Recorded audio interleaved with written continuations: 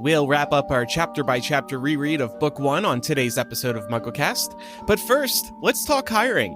MuggleCast started as a dream to rave about Harry Potter for hours on end, and we got really lucky as kids finding a group of people who could pull off the podcast.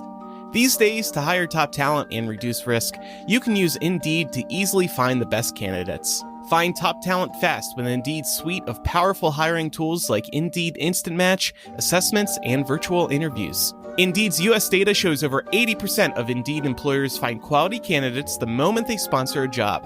I love Indeed's screenings and assessments feature. These tools help you see your top talent's abilities in a flash by adding any of the 135 graded assessment tests to your job posts. That way you can focus on the candidates who have the knowledge you need.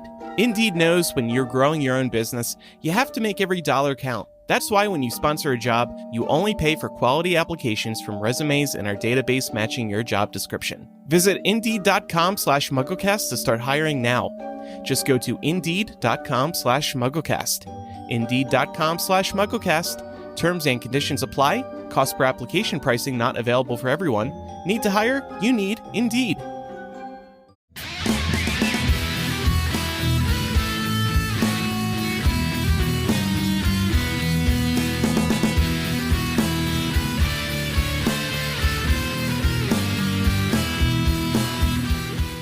Welcome to MuggleCast, your weekly ride into the Wizarding World fandom. I'm Andrew. I'm Eric. I'm Micah. And I'm Laura. And today we're discussing the final chapter of Harry Potter and the Sorcerer's Stone in our chapter-by-chapter series. The chapter is The Man with Two Faces. Wow. Another book gone. Done. But first, just want to start with a little bit of sad news. Leslie Phillips, the voice of the Sorting Hat, passed away at the age of 98, so he lived a good, long life. How many movies do you think he actually appeared in, or voiced the Sorting Hat in? Oh, it's most of the films, but also, if you think about it, the Harry Potter and the Forbidden Journey. Yeah. He recorded extra stuff because the Sorting Hat, right before you get on the ride in Hogwarts, the Sorting Hat is there. Oh, that's right. Rest in peace, Leslie Phillips. And his voice will, of course, live on in the many rewatches of Harry Potter and the many re-rides of Harry Potter and the Forbidden Journey. I wonder if people are going to leave socks next to the hat Hats. They'll leave hats. at Forbidden Journey. He's not Dobby. Just leave hats.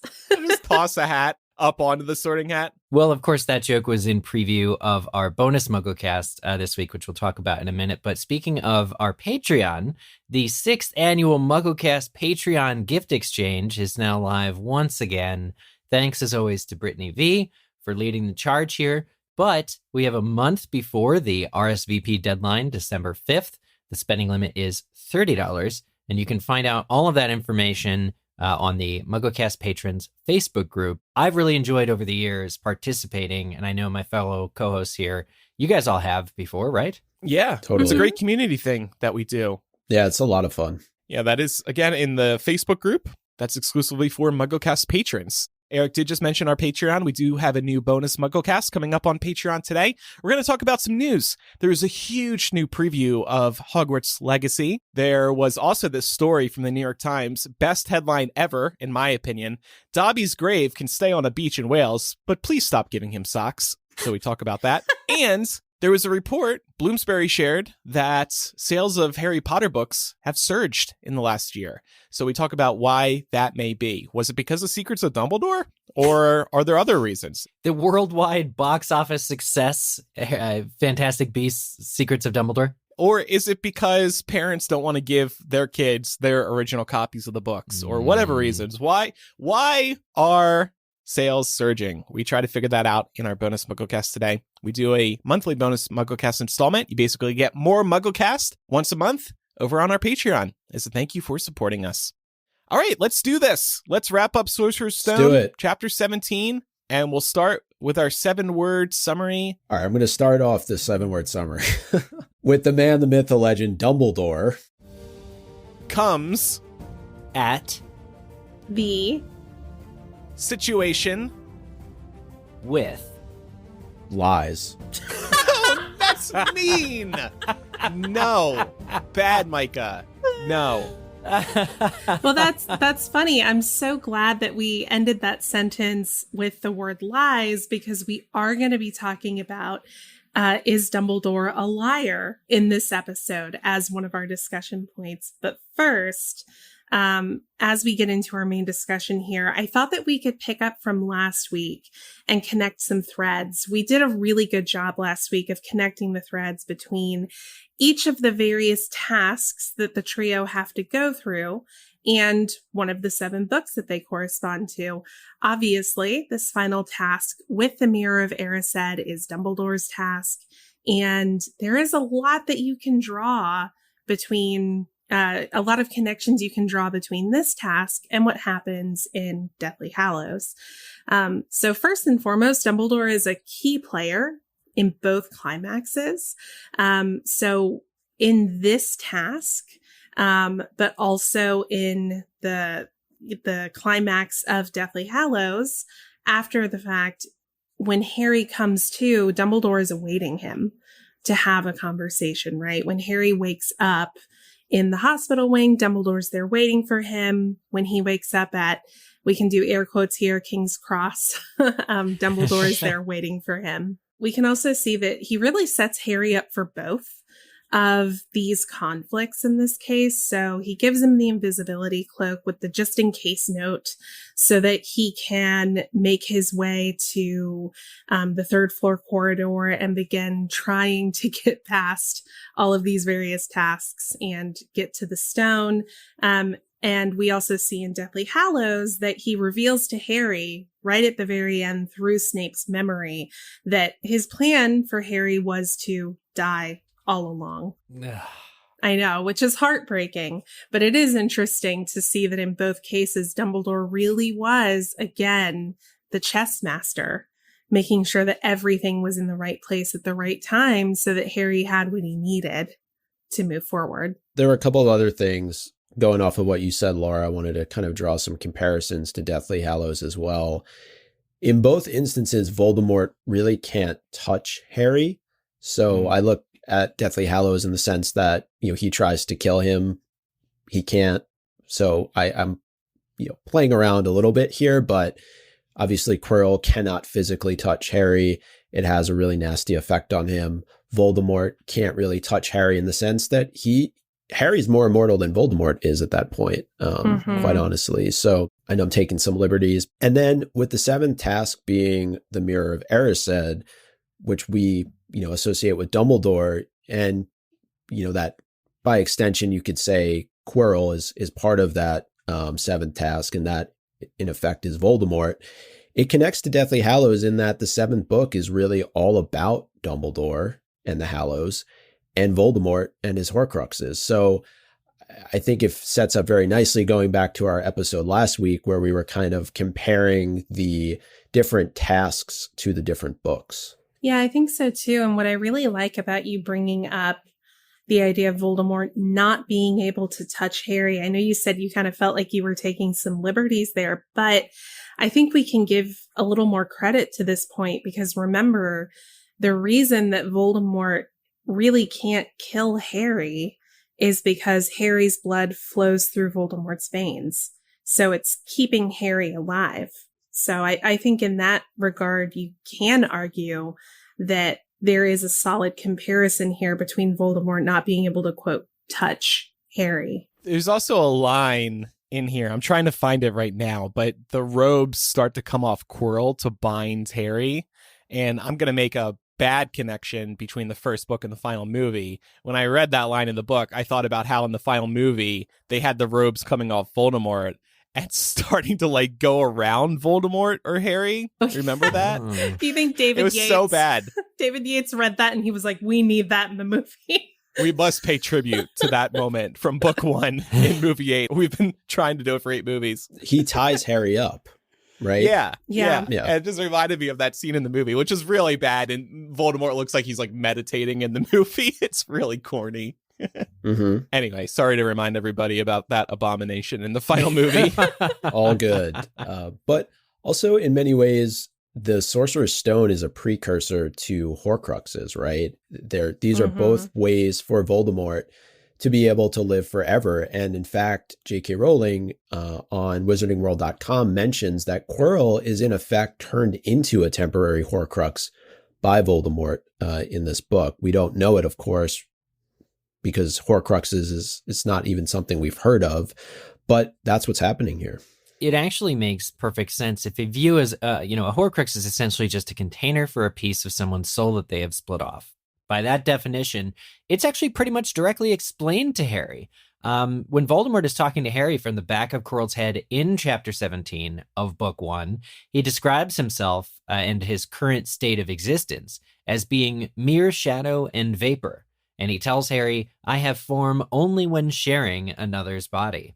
So it really showcases what Voldemort has become. And of course, I'm hearing the voice in my head, see what I've become.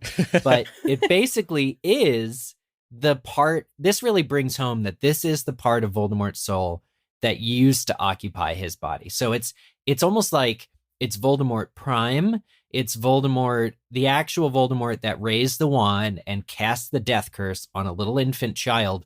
It's that same guy. And it's interesting to consider which versions of Voldemort in the subsequent books we're actually dealing with, because famously in Book 2, it's the Diary Horcrux.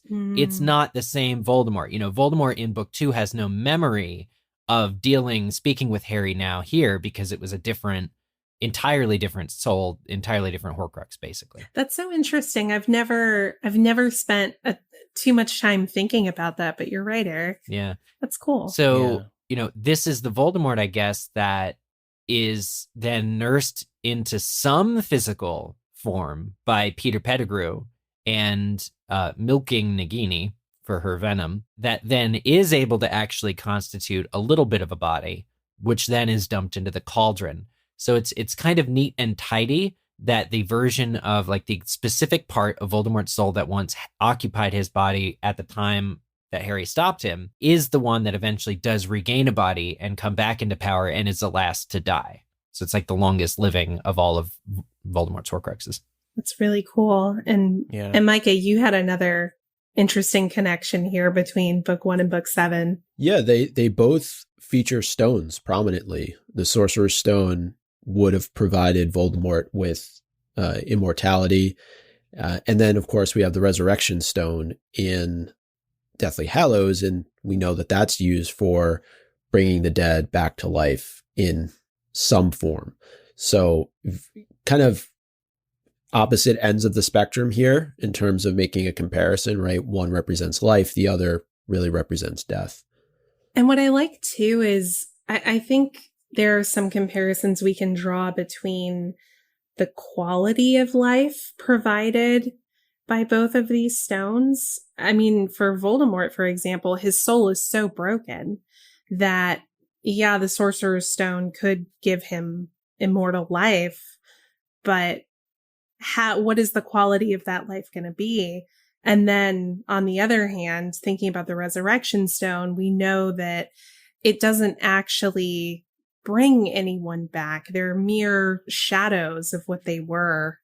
And ultimately, we know that the one Peverell brother who used the stone in the tale was driven mad by longing because he couldn't actually have his fiancée back, right? So yeah, I do see the stone as being like, I just still to this day think, oh, it's legit. Like it would have legitimately cured even like the half-life curse that killing a unicorn would have. I really do see the Sorcerer's Stone as being this pure end all, which is why Dumbledore then destroys it, with Nicholas as well agreeing to it. That said, if there is a knock against the stone, or if there is an aspect of the stone that is not as real as it should be, it's the idea that this immortality you get from drinking the elixir of life is temporary. And that's kind of a weird aspect of it. Like I never suspected that the elixir of life would be a temporary thing, but everyone in this chapter knows it. Harry's like, but then he'll die. And Dumbledore's like, oh yeah. Absolutely he'll die. And it's like, wait, what? Because immortality is immortality. It's not frailty. It's not, all these other things that the movie versions do. But apparently, I digress. So it does seem like it's less than desirable to have the stone because you need to keep the stone then. And it would essentially be like an Elder Wand type thing where somebody would always be trying to get it. and eventually you would run out of elixir and die. Yeah. And to your point, there's always a target on your back. Yeah. And going off of what you said, Laura, when you're talking about quality of life, right? I think it's easy to look at the Resurrection Stone, but what's the quality of life with the Sorcerer's Stone too? Because when it is destroyed, Nicholas Flamel is going to die very, very quickly, right? And so it seems presumably that he's lived a very kind of wholesome life, but I wonder what the toll has been for him to live for almost 700 years, right? All the things that he's seen, all the things that he's experienced. Yes, he has his wife, but I'm sure he's lost other things along the way. And he's very frail. We saw him in Crimes of Grindelwald. I think it's a good point. And it's like, this is like a whole bigger related question, but to quote the Queen song and probably other songs, who wants to live forever? Like there's not that many benefits to living forever. Sure, the Sorcerer's Stone is nice to buy you an extra 10 years, especially if you were to potentially die an early death for whatever reason. But 600 years? I mean, that's just selfish, wanting to live that long. Well, and to that point, if you take, the Crimes of Grindelwald as, at its word and as canon, Nicholas isn't looking too great for somebody who has the elixir of life. So yeah, there's not many benefits, I don't think, but that's a discussion for another podcast. I know we could honestly have a whole episode about that. Let's jot that down because I think that would be a fun one. Who wants to live forever? Wants to live forever by Queen. Well, I had a question I wanted to pose to y'all. There is this point where Harry realizes that he needs to look in the mirror and just think about what he wants the most in this moment is for Quirrell not to get the stone, right?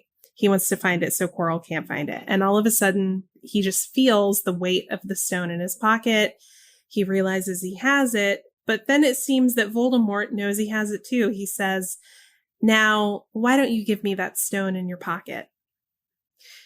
And I was wondering, is this because of the Horcrux connection that Voldemort knows this? Or could he be using legilimency here? All the above. Yeah, I think it could be multiple things. I think it could also be, it can be easy to manipulate a child, like, you ate the last cookie, didn't you? And sometimes the kid will just say yes to get the parent off their back, or they just suspect, they have that look on their face like they've done something bad, or they have something that the parent wants. He could also just see the bulge in Harry's pocket, maybe. Yep.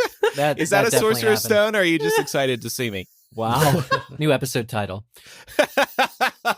He does have eyes in the back of his head. You got to think about that. Maybe he saw kind of Harry's micro reaction. You do get a sense that it's mind reading, that it is specifically the same type of mind reading that makes Harry nervous around Snape, that makes Harry afraid to lie directly to Dumbledore like he does in book 2, especially 2, like that searching look. That's basically mind reading before the actual Legilimens scene in book 5 kind of shows sort of a different take on mind reading. Like I think it is fully Legilimens, and that's actually one of Voldemort's superpowers. Above everything else that he can do, everyone really ascribes to Voldemort this extra ability to sense and tell when you're lying. He knows, so many of his followers are just terrified of lying to him because he will know the difference. And so I'd say it just makes extra sense that Voldemort would be mind reading right now, because it's also a very specific thing. He doesn't just know that Harry has the stone and has gotten it somehow. He knows that it's in his pocket, which is just like next level mind reading stuff. Yeah. That's what I was going to say. I thought that it was possible that Voldemort had just developed this strong ability to tell when somebody was lying. But Eric, to your point, he specifically knows where it is, which lends itself to something more than that, right? He clearly can read Harry's mind and know exactly where it is. So I think that part of it lends itself to him doing something a little bit more than knowing Harry's lying. And what I love about this is, as a reader, when you're reading this book for the first time, Voldemort is so mysterious and we know so little about him that I think we just sort of accept this at face value. Like, oh, okay, he can tell when somebody's lying. Maybe he can read minds, but we don't really know what that is. But later on in the books, we get evidence to substantiate what Voldemort's doing here. So I think this is one of the really well done hooks that we get earlier in the books that we get payoff on later. So wanted to call it out. Yeah.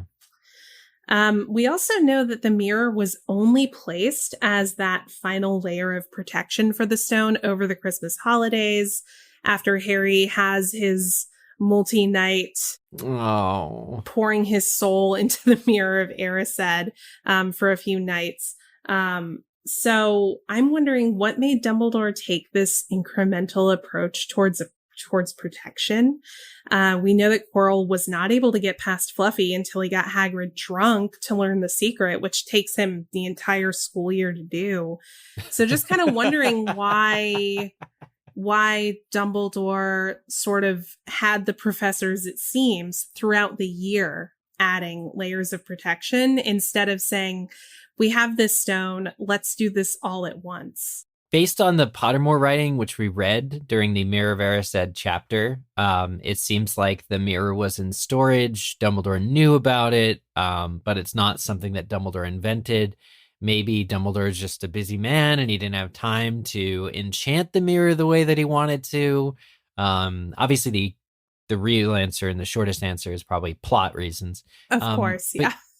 But no, I mean, looking at this realistically, if the mirror was not the final step, then the Sorcerer's Stone was probably just on a pedestal and like a cushion, like before that.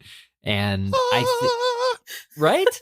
Or like a very Indiana Jones-esque. I was thinking that, or like Aladdin with Genie's lamp. Oh, very Aladdin. Crimes of Grindelwald, right? Isn't it inside a little like bell jar or something? Or am I making that up? Yeah. You're right. I think you're exactly right. Forgot about that. So then I would think that maybe it's the rising instance of weird things happening that make Dumbledore take this extra manner of protection. Like if you think about it, like throughout the year, things are happening that really make it seem like somebody will make an attempt for the stone.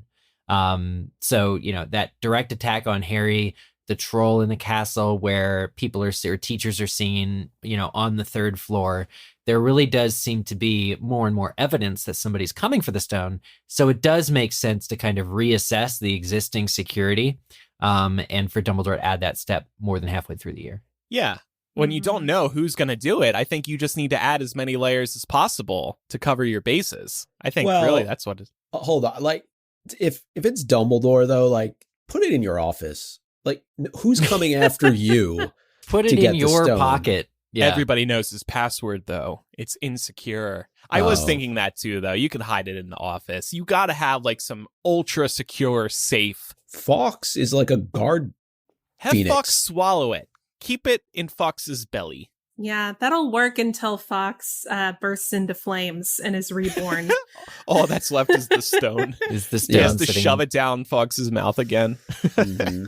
But maybe this was answered and I'm just not remembering it, but I'm wondering what made Dumbledore initially move the stone from Gringotts. What tipped him off? Do we know how Quirrell found out that it was there to begin with?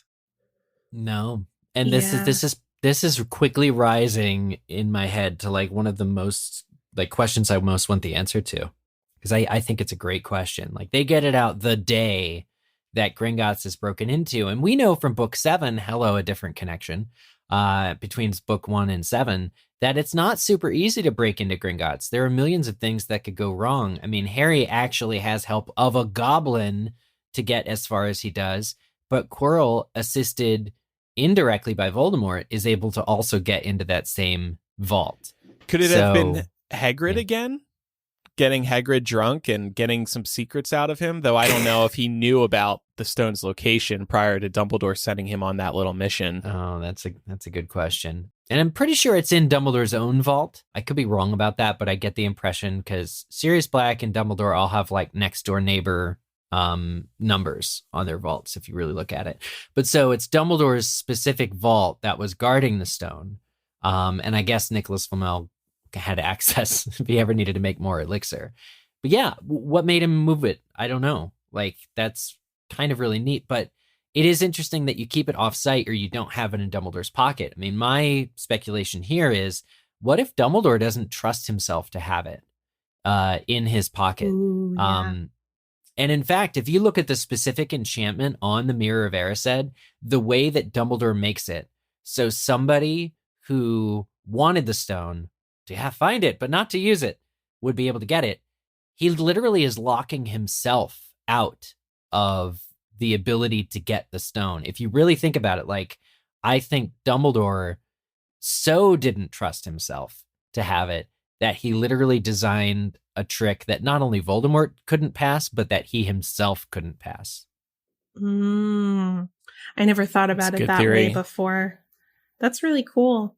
Yeah, I also, I just wonder if it was a case of, the Sorcerer's Stone needing protection, Dumbledore not believing that Voldemort is gone, and also knowing that Harry Potter is coming to Hogwarts for his first year. And I wonder if that kind of environment alone made Dumbledore think the stone needs more protection, because if Voldemort's gonna come, it'll be for this at this exact moment, because Harry will be accessible to him for the first time in 11 years, right? He's been living at the Dursleys where he has that blood protection. Voldemort can't access him there.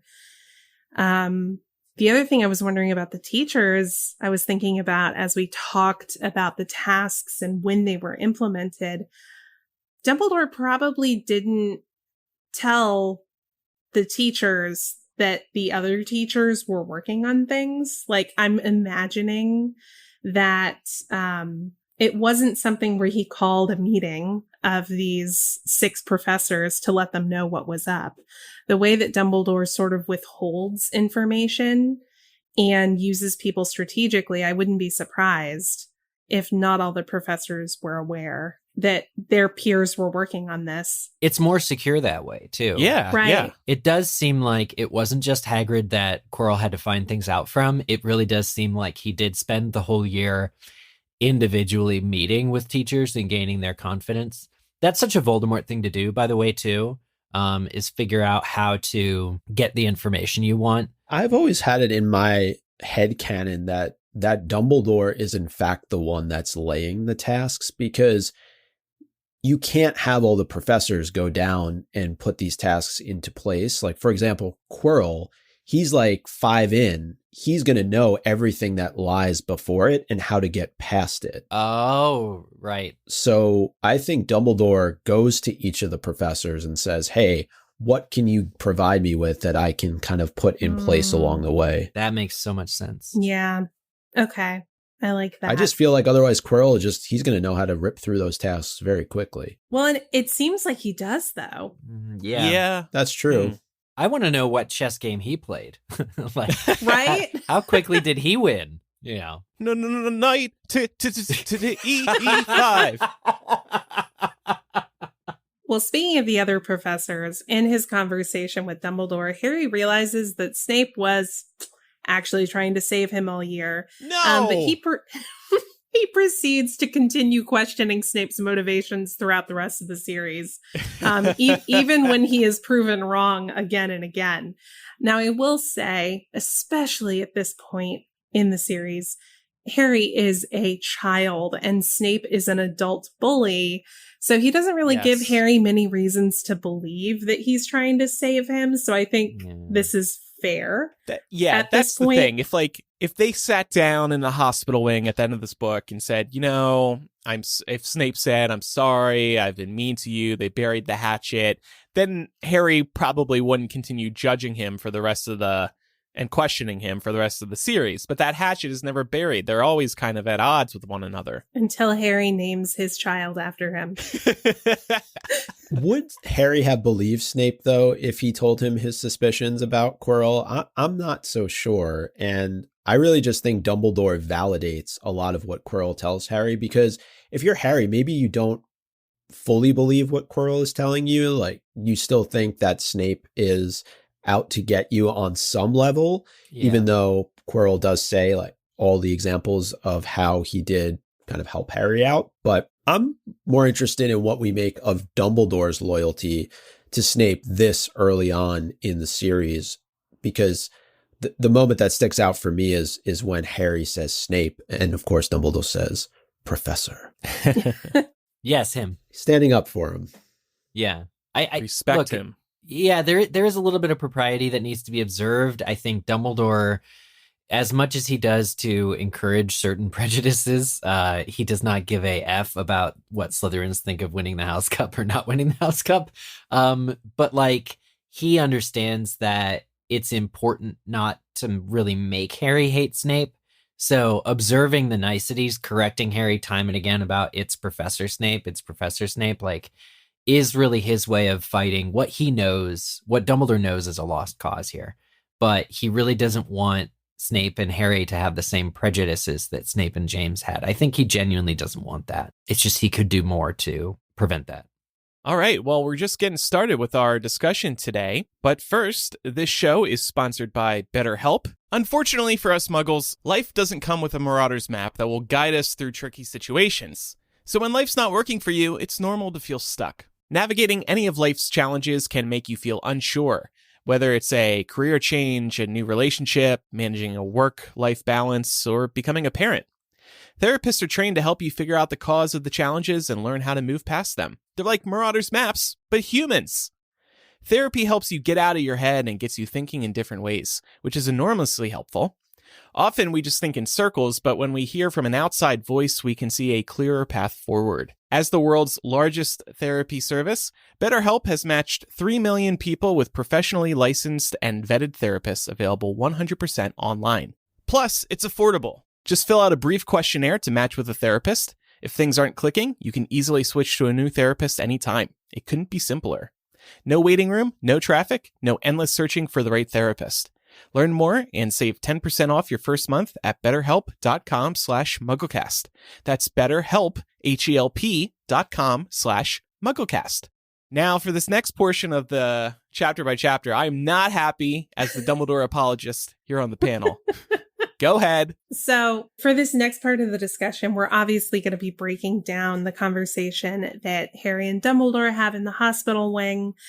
But because, there has been a history of some shade thrown at Dumbledore on this show, some accusations of Dumbledore being a liar, I wanted us to analyze these talking points and ultimately at the end of this part of this discussion rule whether or not Dumbledore is a liar in this book. I'm not saying other books. I'm just... Please, Harry, trust me. You liar! You just couldn't help it. But yeah, just... I thought you were pausing. No. Just in this book, though. Just in this book. We know later on it's a little more complicated. So the first thing I want to jump into here, this quote that it's very charming, kind of cheeky, but it also raises some questions for me. Dumbledore says, "What happened down in the dungeons between you and Professor Quirrell is a complete secret. So naturally, the whole school knows." So this is fun, but I'm like, who blabbed though? Because the options are Ron, Hermione, Hagrid, Snape, McGonagall, Flitwick, Sprout, or Dumbledore himself. I think it's much narrower than that. The only people who were actually down there were Hermione, Ron, and Dumbledore. Mm-hmm. And Quirrell. But Quirrell's dead. I think I would go with Ron because he's got the family members at school. So naturally, he's going to tell his brothers. And of course, they're going to start telling people. So I think it begins with Ron. I'm not saying he ran around telling the whole school. Well, it just seems to make the most sense to me in terms of, because you have to tell your brothers. You're going to tell your brothers. Yeah. And they're, of course, going to go tell other people. It was Dumbledore. Dumbledore is politically motivated. No, Dumbledore, ex-Gryffindor student Dumbledore, has every reason to spread these rumors because they make his boy, Harry, look very good. So even if Ron did some of it, I can imagine Dumbledore and Ron having a conversation where Dumbledore is like, "You should tell your family what happened," kind of a thing to get them. Ooh, Fred and George, wait till you hear what happened down in the dungeon. Yeah. It's my headcanon now that Dumbledore is telling Fred and George, who's telling everybody else. Yeah, absolutely. No, it was 100% Dumbledore. He's a goss. Yeah. Total gossip queen. Yeah, 100%. I don't know. Some of it could start with Neville too, right? Like, Yeah. and I know we have this in the odds and ends section, right? But for Neville, I don't know how long the Petrificus Totalis curse lasts on somebody. I don't know if he was able to just like wake up after 10 minutes or he's found the next morning by his fellow Gryffindors. And maybe that kind of started the process of, oh, why is Neville rigid on the floor in this cursed position? And then that kind of lends itself to more and more information being found out. That's a good point. Yeah, so it's kind of like a slippery slope. I mean, we definitely see that at the very least, Percy has some very accurate detail at the end of your feast. He says, my brother, you know, my youngest brother got past McGonagall's giant chess set. Like, it's shockingly accurate detail for somebody who wasn't there. Well, and if they didn't know beforehand, they certainly know now because Dumbledore says the best played game of chess. Like, did people just assume it was up in the dormitories? No. It's like, this is why I talk about Dumbledore being politically motivated to get the word out, is because he's going to then reward these kids for what they did in front of the whole school. So to kind of not have to answer as many questions as possible, he's getting the word out very early. Yeah, I'm kind of imagining him going to various contacts in the school, maybe even some ghosts, and like sort of twiddling his thumbs and being like, oh, would you believe it? Harry went down there and got past all the tasks, and Ron beat this giant chess set. Like, I can see him doing that and sort of strategically placing little nuggets of information with various people so that the rumor mill gets going. For sure. Yeah. I hope Hermione, though, if she did get back before Neville, woke up, like that she reversed her curse. I mean, that would be only appropriate, right? Like, yeah. But no, I think probably, and Danielle mentions this in the Discord, like the most obvious thing here is Ron got injured. So if he's physically hurt, his family is going to know. So yeah, that also could have opened up the door for the information. But I like the idea of Dumbledore spilling all the tea. He is a tea spiller. Yeah, he is. Well, he also goes on to be really impressed with Harry for the level of investigation that he, Ron, and Hermione did on this. When he realizes that Harry knows all about Nicholas Flamel, he says, oh, you know about Nicholas? You did do the thing properly, didn't you? So there's a lot of pride here, but it also feels to me like Dumbledore is testing Harry's readiness. It feels like every conversation Dumbledore has with Harry is like this, where he's trying to push him and see how far Harry's able to get with some of these challenges. Because, I don't think Dumbledore knows at this point in the series, but he certainly has to have some suspicions about how this is all going to have to go. Ooh, he is pretty good. I'm impressed so far. My Dumbledore's been taking on like the Pillsbury Doughboy. It's like a British Pillsbury. Like, I pictured Dumbledore's belly getting poked by Harry. Pillsbury Dumbledore.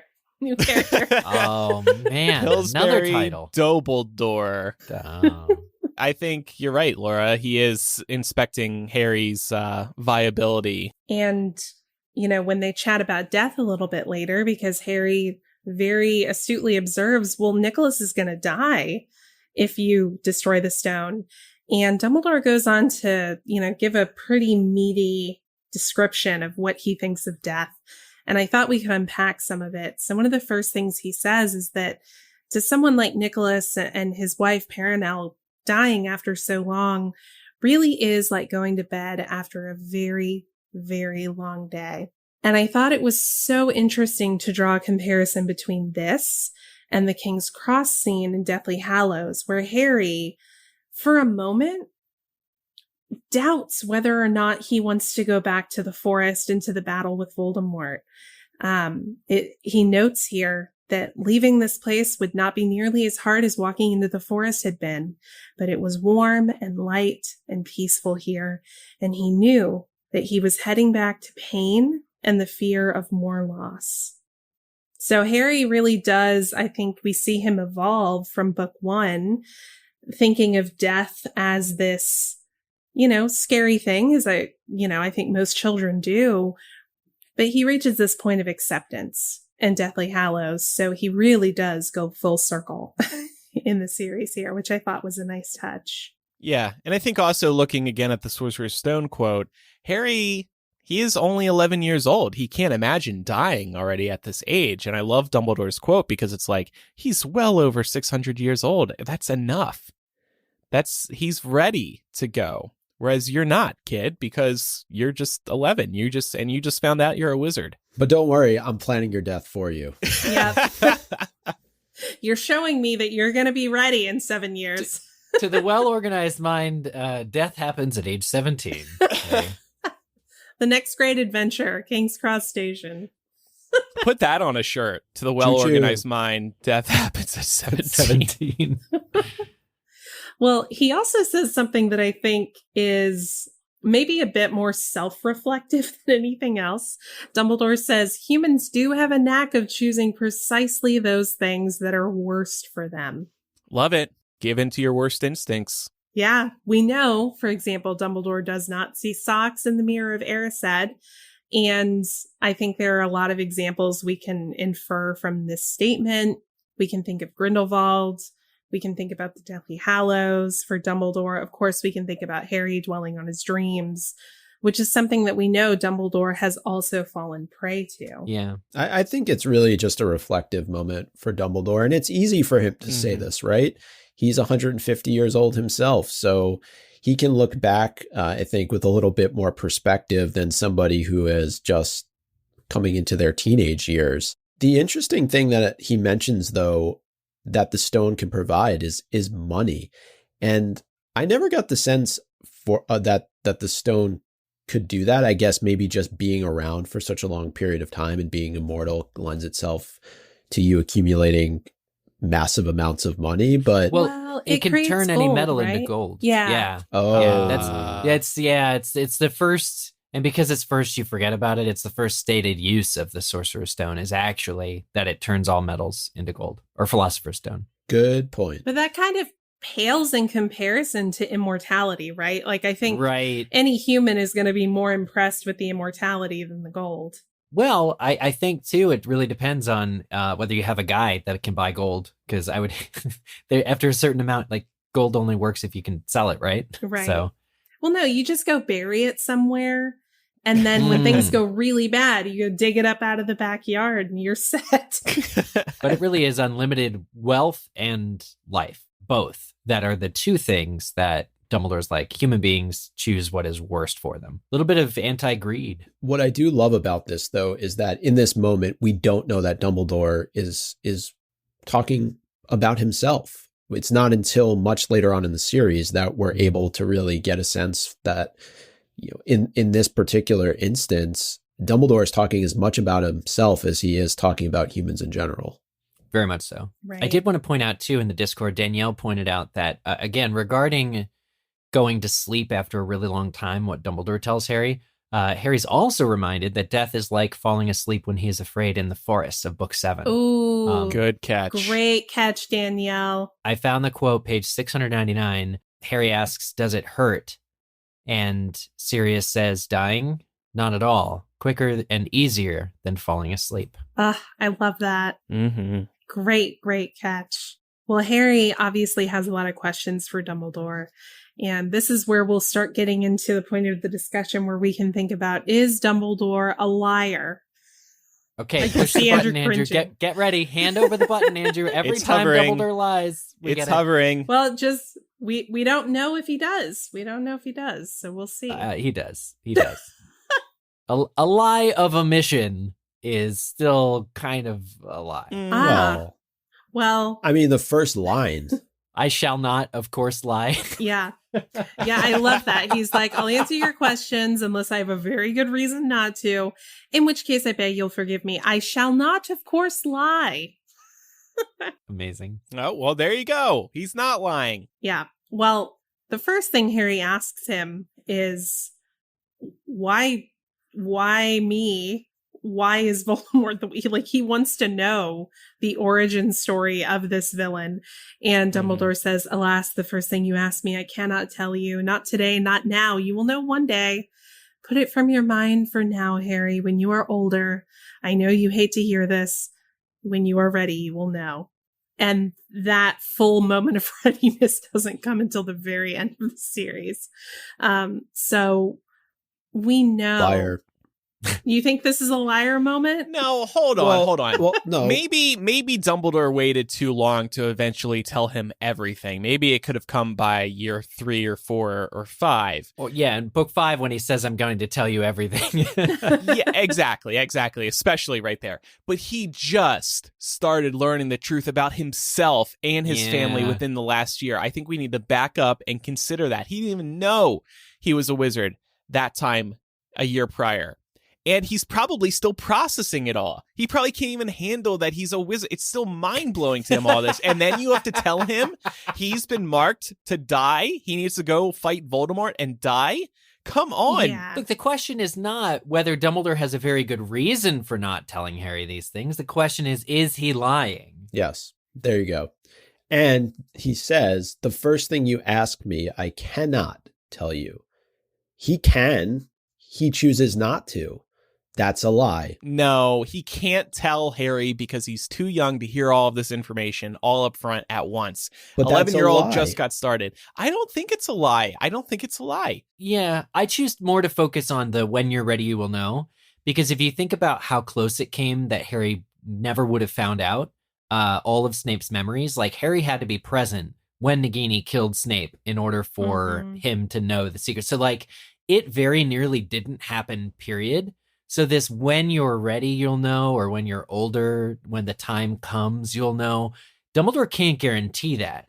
So it's kind of a false promise. Like it's almost like betraying, because when the time comes to tell Harry, like for instance, that moment in book 5, he still doesn't tell him everything. He shows him the prophecy, but he still doesn't show him like truly everything that he suspects. Yeah. And so the question is like, well, he lies. We know he kind of lies to Harry in book 5. But is he lying to him now that when he's ready, he's going to know? Because he doesn't say, when you're ready, I'll tell you. Yeah, Dumbledore, he just kind of keeps kicking the can down the road. And I think that's more of a problem. And he says it later on, right? He wanted to avoid telling Harry for as long as he could because he wanted Harry to have some semblance of a happy life for whatever length of a life that was going to be. But I do wonder if there was an age appropriate way to kind of explain some things here. Just like you can explain more complicated adult concepts to children in an age appropriate way. We do it all the time. Well, I'll give Dumbledore credit for book 2, because when he tells Harry that, if I'm not very much mistaken, that night, Dumbledore or Voldemort passed on some traits, when your spell rebounded, some traits came to you. Like that's an example of what I think of an age appropriate way of saying there's a part of his soul that latched onto you because he obliterated it and couldn't find the nearest living thing. Like that's a great way of distilling it down. For now, Dumbledore is just like, I can't say. Yeah, I could go either way on whether this is. It's semantics, but I think the fact that the word cannot is used is a misdirect, right? He can tell him if he so chose, maybe saying something like, I will not tell you, or starting by saying, look, this is something we need to discuss at a later time. I think getting hung up on the word cannot is a stretch, but if you guys want to call it a lie, it's fine by me. Yeah, because he ultimately doesn't tell him and certainly never tells Harry directly about the Horcrux connection, I think that it's important to call this a lie. Okay, so that's All 2 right. for a lie. Laura? I guess I'll blow with the prevailing wind here because I'm honestly undecided. I'll say it's a lie. Okay, and honestly, I just wanted to hear the sound effect again, so. Please, Harry, trust me. You liar! I will say, though, I think anything more that he gave him at this point would have been too much, right? You can't tell him about the prophecy at 11 years old. He's a kid. So I'll throw out the counter argument there, too. Yeah, and it's also, Harry is having to deal with a lot as a kid, and finding out that there was an entire prophecy about him and his family at this age would be too much. But you know what's interesting? Thinking about the prophecy, Harry actually asked Dumbledore directly about Snape. And there's this talk about Lily, and James and Voldemort in this chapter told Harry that his mother needn't have died. All this stuff goes right back to Snape, right back to the fact that Dumbledore interrupted Snape listening in at the keyhole and is the main reason why Voldemort was able to even go after Lily and James. Like, as much as Dumbledore does to defend Snape's, whatever you'd call it, honor against Harry right now, and he does tell him about the time James saved Sirius's life, there is so much more about Snape specifically that Dumbledore is keeping way the hell out of Harry's reach, things he would never even guess at, that I think that counts as a lie too. Not to get ahead of ourselves, but like this whole Snape component to why Lily and James died is completely glossed over by Dumbledore, and it's because he needs it to be that way. Well, and at age 11, yeah, is it going to be helpful for Harry to know, hey, actually, your potions professor is the reason your parents are dead?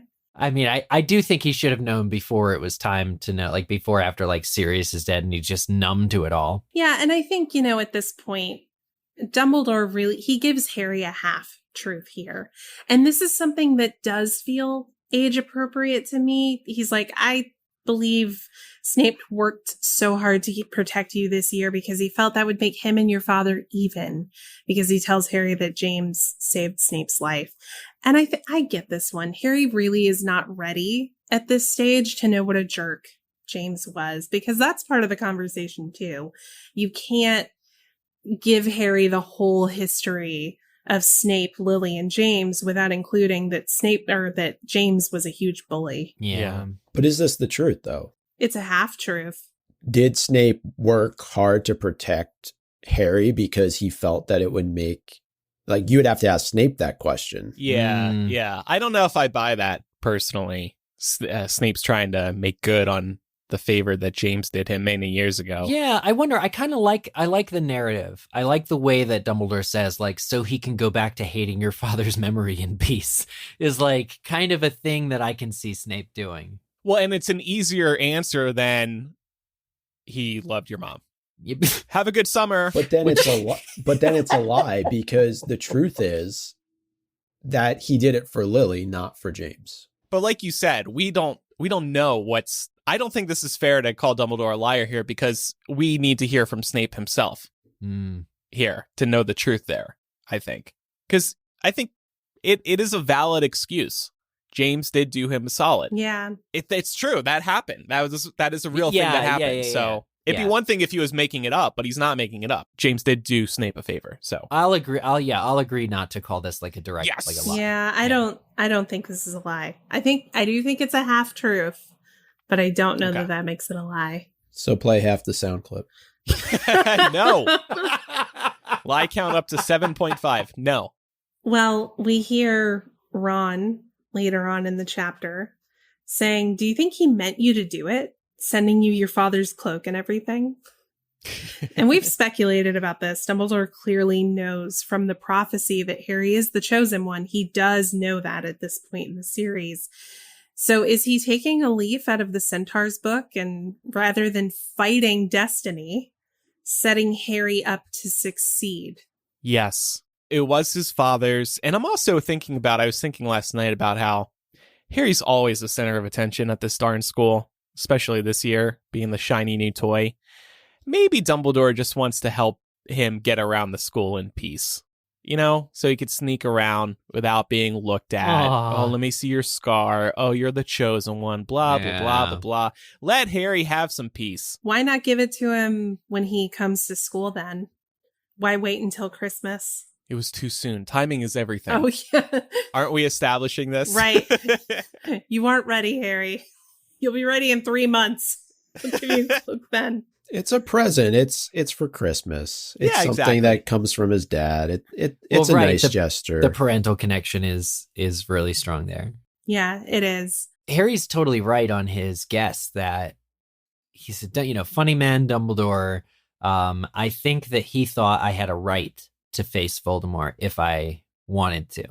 That's kind of what Harry is talking about when Ron asked him the question about Dumbledore. And, to that, I say, but Harry, you're 11. The headmaster might feel like you have a right to face Voldemort, but he has zero or next to zero guarantees that you will ever survive such an encounter. Harry got lucky with the skin touch connection with Quirrell and still ended up, according to Dumbledore even admits Harry was real close to dying. Yeah. So Dumbledore kind of arranging things or allowing this sort of thing to occur, whether it was by giving him the cloak or letting the events play out over the year, not cracking down more on his own staff, who one of them is clearly out to kill Harry, could be said to be just utterly reckless. Dumbledore, in enabling this for Harry and giving Harry the shot he deserves and not waiting till he gets older to give him such a shot, it was completely inexcusable. Yeah. And is that a lie then? Because Dumbledore is sitting here telling Harry, you're not ready to hear any of this, but you are ready to go face a murderer on your own. Oh, yes, it's a lie. Yes. It's a great point. Please, Harry, trust me. Yes! You liar! And Eric, you used the word that I think is most appropriate, and that is Dumbledore enables Harry, especially by giving him the invisibility cloak. Yeah, on the one hand, the cloak is great for stealing food out of the kitchens. I love that he tells Harry that's mostly what James used it for. That's such a little detail that we know is true from later because we see it in one of the memories or flashbacks or something. But it's so funny because obviously James did a lot more than that under that cloak as well. Yeah.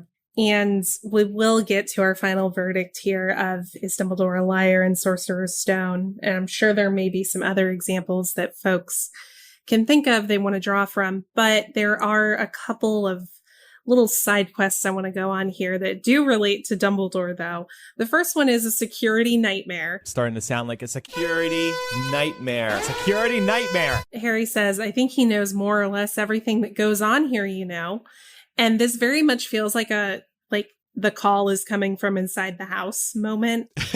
We hear it said all the time that Hogwarts is the safest place because of Dumbledore being there. But Dumbledore also attracts a lot of drama. Right? Is Dumbledore being at Hogwarts what's making it a security nightmare? No! Yes. Well, Harry being there makes it a security nightmare too, I guess you could argue. Yeah. He brought the stone to the school. And the question would be, would Harry have even have been in danger if the stone was never there to begin with? Mm-hmm. Would Voldemort have made the decision to latch on to Quirrell? Maybe still, but Quirrell wouldn't have been as concerned with Harry. He would have been in search of the stone. I don't know. I think it's pretty reckless what he does. And not only that, somebody brought this up earlier, he's letting Voldemort into Hogwarts. Yep. But has absolutely no idea that he's there for an entire school year. It's kind of unforgivable. Yeah, and this happens again in the next book. And it's just, it's pretty amazing. And drawing another connection to Deathly Hallows, we find out through Snape's memories that Dumbledore kind of suspects it. Because he says, do keep an eye on Quirrell, won't you? Yep. It's like, no, Dumbledore, why don't you put Quirrell in a room, maybe Filch's room that still has all the chains, and why don't you get to the bottom of this, Because if all is well, if Quirrell is not a spy, then no harm, no foul. But otherwise, you get some pretty interesting results if you just took a second glance at Quirrell yourself. Yeah. So are we agreeing that Dumbledore is the security nightmare of Hogwarts? He's one of them for sure. Yeah. He's a very big one. The real security nightmare was the headmaster all along. He's a very big, tall, old security nightmare. And it is a good point that Micah raised too, of being in any kind of, if you think of it as a game of strategy, you don't put the two most prized pieces. Think about it like chess, for example. You don't put your two most prized players in the same place where they can get killed or taken or whatever. So yeah, I think having Harry and the stone at Hogwarts was not a good idea. Similar to how you set up 7 layers for the trials, you add more hoops to jump through. Mhm. And a very big one would be the stone and Harry not being in the same place. Right. Exactly. It gives Voldemort the ability to kill two birds with one stone, if you will. Play that. Don't we have a sound effect for those types of jokes? I don't know. Do we? I have Umbridge laughing. Is it a womp womp? Kind of. It was good though. Yeah, no, it's like There we that. go. There we Yes! go. Oh, I missed that. Oh, I you love made me that think so much. of that's why the president and the vice president never travel together, right? Yes. Right. Yeah. Oh. Exactly. Yeah. Okay, so here's the quote from the other minister, our patron in the Discord. They say, I always thought Dumbledore being in the school made it more safe. He knows everything that is going on, and in the end, it all works out. If there was a different headmaster, they may not have been able to save the students in those situations. So do we forgive Dumbledore for, despite enabling all the horrible things that happen in Hogwarts, coming in clutch at the end to save those students after Yes. all hell breaks loose? Because I think he doesn't want to get anybody actually in serious danger or trouble. He is a good guy. We have to remember that. So I think that he felt very confident that this was all going to work out. He did have layers of security protecting the stone. He is keeping an eye on Harry. He's got this handled, and it did all work out in the end. No, he left. He knew something was going on and he left. Like, and That he didn't was a just mistake. like go for a stroll in the forest. He like went to London. He believed a fake letter. Yeah. And not only, like, we can get to this much later in the series, but I feel like he gave up on the school at one point, and that's at the end of Half-Blood Prince. He lets his school get taken over by Death Eaters in Deathly Hallows because he wants this dramatic fall from the astronomy tower. Oh, forget about it. I can't take this anymore. I'm too old for this. Anyway, I'm moving on. Can we get a sound effect for that, please, Andrew? What? Which you part? being like, I'm too old for this. I'm too old for this. Gobbledygook. Well, let's get on to our final verdict here. Is Dumbledore a liar in Sorcerer's Stone? How many lies do we have in this segment? Only, We're up to 8. Yeah. 8 total for book 1. Yeah. That's a lot of lies. Well, it's It not all to is. Harry. It's not all to Harry. I think 2 or 3 of them were in the first chapter when he's talking to McGonagall. So Yeah. Yeah, but the question is he just a liar? So I think the answer is yes, and we'll continue to monitor the situation as we go through the rest of the books. yes to where's it going to go, Andrew? Yes to very yes to super yes. Well, no, we're just keeping tally. That's what I mean. We'll Okay, continue good. to tally up the lies. I mean, I don't know. It's funny to hear Dumbledore's apologist being like, "Yeah, he's a liar here," because I think at this point he cares about it. He controls information. Is everyone who control information a liar? Maybe. It's not yet in liar Well, territory. depends on for what you me. do with it. Yeah, it's not yet fully in, like, to call him a liar. We don't have all the evidence yet. yeah.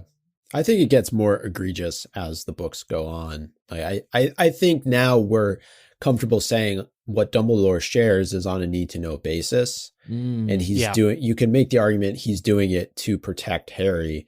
However, as we move further on in the series, there's a lot more questions that can be asked about his about his decision making. judgment, right? Sure. Yeah. Yep. Because he makes some mistakes. But yeah, I think it sounds like, based on this, that we're saying at this point in the series, we're not comfortable calling Dumbledore an outright liar, but he's building a foundation. And I say that I actually really like Dumbledore. I know that we get some heat from Good. people every now and then when we talk about this, but the reason I like Dumbledore is because he is such a complex character, and this is one of the reasons why. As we move on, it would be very interesting to see who tells more truth to Harry, Dumbledore or Voldemort. Ooh, man. That's actually nuts. I already know who's going to win that, and it's Voldemort. It doesn't matter, though, because one person is actually trying to protect him, so it doesn't matter. Oh, yeah, you're right. Yeah, Voldemort has no reason ever to lie to Harry, except but wait, if we are doing a Voldemort liar count, he does tell Harry that his parents begged for death, and that's clearly a lie. Mm-hmm. Or begged for their lives. Yeah. That was just mean. Yeah, for that him was to say that. That was a lie. But yeah, most of the time, Dumbledore or Voldemort just doesn't have to hide his motivations the way that Dumbledore has to hide both his own motivations and Voldemort's motivations from Harry. Andrew, you're going to have to record a sound effect for Voldemort being like, trust me, I need Harry. to start getting paid for all these sound effects. This is a lot of effort, everybody. No, you're bringing joy to the hearts of thousands, Andrew. Like that's payment enough. Before we move on, it's time to pay our bills. It's time for a word from our final sponsor this Aw. week, MeUndies. The holidays are officially upon us, and it's time to start celebrating. Like actually celebrating. It's your holiday too, so you should be able to relax and do what you love. If that means watching MuggleCast's favorite holiday rom-com, The Holiday, on a loop between now and the end of the year, so be it. Do your thing and holiday your way with MeUndies. MeUndies products offer the ultimate comfort thanks to their unique materials. Cloud-like comfort awaits you. Whether you need to unwind after defeating the Dark Lord, or you just want to be as cozy as possible this fall and winter, MeUndies has you covered. As for me, I'll be enjoying MeUndies robes and snoozies, the latter of which is a big comfy blanket that you wear. You just put it over top of you and it stays on you as you walk around. I never want to take it off. It's so delightful to wear. Get your holiday shopping finished early and start making time for yourself with the new MeUndies holiday collection. Their undies, loungewear, and sleepwear are made out of the softest, most supple fabric you've ever felt and are guaranteed to bring comfort and joy to all your loved ones. Shop their classic plaid prints for a traditional picture-perfect style, or get festive with their adventurous limited edition sweater prints. They have so many fun designs, and they're a joy to browse through. Available in sizes extra small through 4XL, MeUndies has what you need to make all your favorite people smile this holiday season, all in one convenient place. Feel free to start thinking about yourself now. To get 20% off your first order, free shipping, and a 100% satisfaction guarantee, go to MeUndies.com/MuggleCast. That's MeUndies.com/MuggleCast. Time for some odds and ends. There were some iconic quotes in this chapter, and I didn't want to let it go. We mentioned earlier, after all, to the well-organized mind, death is but the next great adventure. However, there are a few more. There's one by Quirrell when he says, "There is no good in evil, there is only power, and those too weak to seek it." That one is often misquoted, or it's quoted correctly but taken out of context. I remember that line in particular being used by, I think, Laura Mallory, to talk about how the books were bad, and promoting evil. But if you see that the line is coming from Quirrell, and Quirrell very specifically is talking about the moment when he broke bad, and he's like, Voldemort, my master showed me there is no good and evil. It's like, no, very clearly, if the villain is saying this, that doesn't mean the book is for this. It means the book is against this. Right. There's also the iconic Hermione quote, which is actually Dumbledore in the books, when he says, "Fear of a name increases fear of the thing itself." I like that it comes from Hermione in the movies, though. Dumbledore has enough classic quotes. Yeah, spread them out to another wise person. Yeah, I'm going to have to disagree. It really annoys me that every good iconic line that another character said was given to Hermione in the movies, because Hermione has a lot of iconic lines of her own. Give her her own stuff. Stop taking things from other good characters. And I love Hermione. She's one of my favorite characters, but you don't have to give every smart sounding quote to her. That's fair. And then the last one, "The truth, it is a beautiful and terrible thing, and should therefore be treated with great caution." That's also from Dumbledore. And to which I say, yeah, you would say that, you liar. Whoa. Yeah, that's a huge red flag. That is, if you were to ask, like, where's the evidence that Dumbledore willingly lied to Harry ever? It's that line. It's just that line. Well, pivoting a little bit here, we see that Quirrell isn't twitching or stuttering anymore. And I was wondering if we could dig into that a little bit. Was he 100% faking it? Or did sharing a body with Voldemort and drinking unicorn blood give him the ability to overcome it? That's a good question. Yeah. Yeah, I went to look about Quirrell on wizardingworld.com. I don't think he was faking it. And the reason why is this quote from Rowling, who said, "I saw Quirrell as a gifted but delicate boy who would probably have been teased for his timidity and nerves during his school life." So clearly he already has a little bit of anxiety and nerves going on. Feeling inadequate and wishing to prove himself, he developed an initially theoretical interest in the dark arts. Like many people who feel themselves to be insignificant, even laughable, Quirrell had a latent desire to make the world sit up and notice him. So it could have been like a childhood stutter that he then is playing up more for emphasis during the last year, like, you know, kind of leaning in and bringing it back as a guise. Yeah. The thing I was going to mention is he was the, I want to say, Muggle Studies professor. He was at Hogwarts prior to this school year. I'm 90% sure. Mm-hmm. Yeah. So it isn't until this year that the whole Voldemort stuff goes on. So the other staffers, especially the ones who've been there a long time, like Snape, McGonagall, would be very suspicious if all of a sudden he completely developed, you know, a stutter this year as like a ruse. Yeah, I don't know. This quote doesn't convince me he wasn't faking it. I think by faking it, it makes him look like an insignificant figure who couldn't possibly try to steal the stone. I mean, how could he? As is kind of surmised by Harry, I think it's like, you know, it has to be Snape. He's calm, cool, and collected. And then Quirrell, he's being bullied by Snape. He can barely get words out. Like, he's just a total mess. I still think he's faking it. It's certainly possible. It does, to your point, lend himself to be a little bit more insignificant in the grand scheme of things. Of a potential threat. Come across as being a little bit weak. Eric, you kind of answered this for me. I've never really understood Quirrell's tenure as professor. I was going to say Defense Against the Dark Arts professor, but you mentioned he taught at Hogwarts previously. Because he's not really positioned like the other Defense Against the Dark Arts professors as a first year professor. And we know that he traveled the world before taking the DADA position, and he obviously comes back with Voldemort attached to him. So I was just wondering a bunch of different things. Like, with Voldemort being attached to him, is the curse not applicable? Because if he would have stayed attached to Quirrell, essentially Voldemort is teaching Defense Against the Dark Arts. So yeah, Voldemort himself is in the post, which is what he's always wanted. So does the curse really apply here? Yeah. Is this just a technicality? Maybe I'm thinking into it too much. Well, I don't know if you're thinking into it too much, but I think maybe this is maybe one of those areas that you could describe as being somewhat of a plot hole. And that, you know, the explanation we might get if we were to ask would be, oh, well, he was using somebody else's body, so the curse doesn't apply, which feels flimsy to me. So yeah, I would be comfortable saying that's kind of a plot hole. Well, I have a connecting the threads moment that kind of relates to something we talked about earlier in this discussion when we think about, you know, Harry sort of coming to meet Dumbledore both at the end of this conflict, but also at the end of Deathly Hallows in the King's Cross chapter. So we know in book 1, Harry passes out fighting Quirrell. And as he comes to, he thinks he sees the snitch.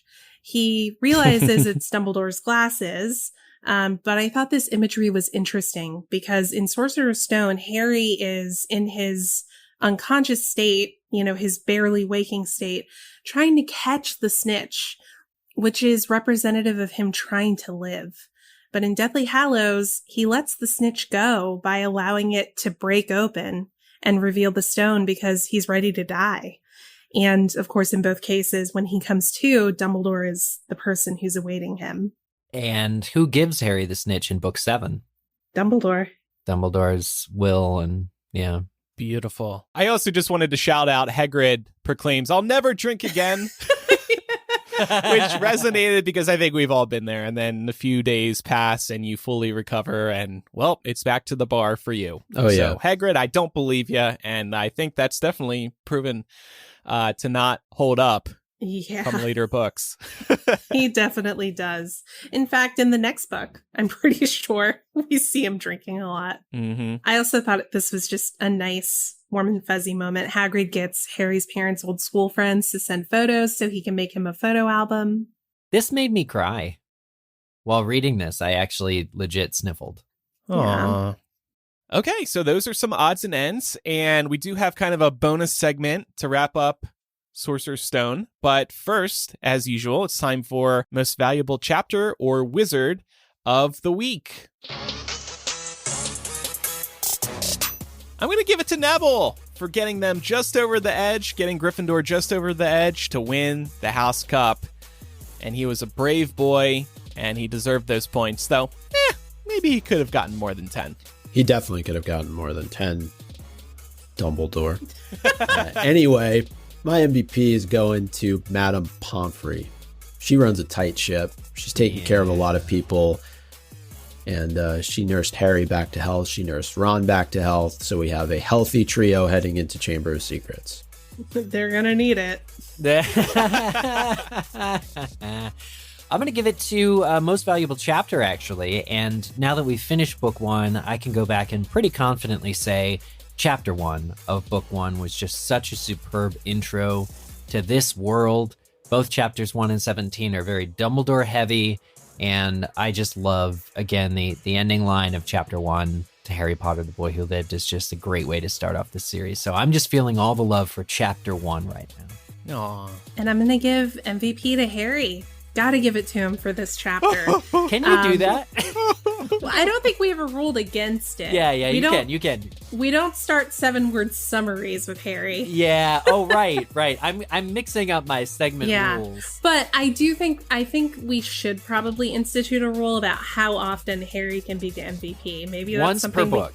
Yeah, once per book. So this is his once per book. Good job, Harry. I'm pretty sure I may have given him an MVP earlier in the series. Yeah, maybe. But it's fine. We're just establishing the rule now, so it's okay. Yeah, exactly. So we thought to wrap things up that we would revisit our 7-word summaries for Sorcerer's Stone and give ourselves an opportunity for one do-over. We're now going to read the summaries and give you all a perfect encapsulation of this book. So here we go. Chapter 1. Vernon thinks that people are behaving oddly. Chapter 2. Dudley can't understand why he sucks badly. Chapter 3. Chaos awaits the Dursleys everywhere and above. Chapter 4. Suddenly, Hagrid bursts through the door. Bam! Chapter 5. Magic is being shown in the shops. Chapter 6. Aboard the train, Harry meets the Weasleys. Chapter 7. Students arrive in the Great Hall nervously. Chapter 8. Eagerly, Harry begins classes with angry teacher. Chapter 9. Draco challenges Harry to a midnight fake-out. Chapter 10. Dinner is interrupted by a massive disturbance. Chapter 11. Gryffindor surprises Hogwarts with winning very tastily. Chapter 12.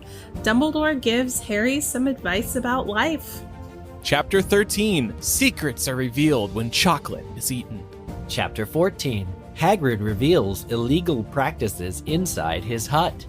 Chapter 15. Mars might tell of future conflicts forthcoming.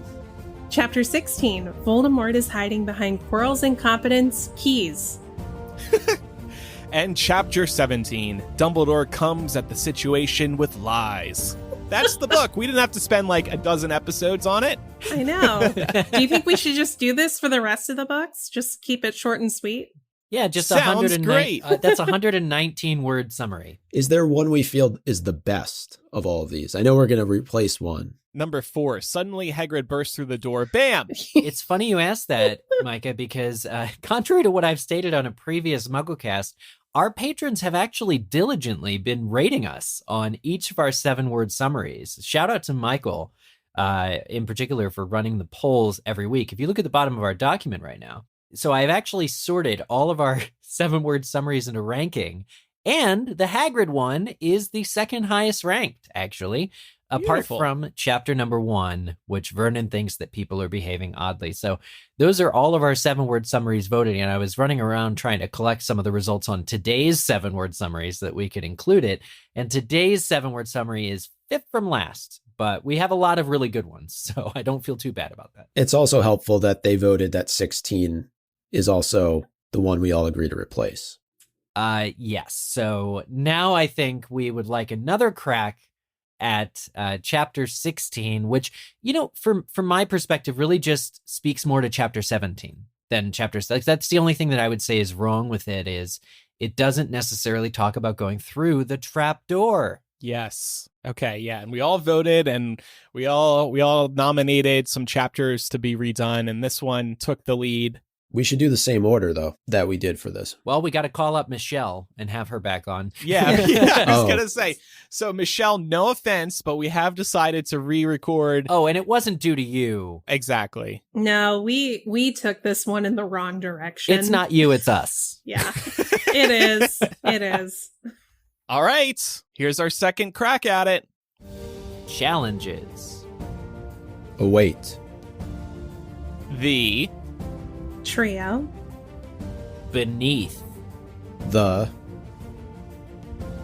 I should just really screw this up and ruin it for Eric, but trapdoor. Hey! You There got you what go. you wanted, Eric. Okay. You got what you wanted. All That's a right. good one. That's a good one. Yeah. Good job, everybody. Yeah. Okay. We redeemed ourselves. That's as good. I like that as much or better than Draco challenges Harry to a midnight fake out. Actually, I think that's one of the better ones we did. I enjoyed that one. Yeah. Yeah. Book 1 is done.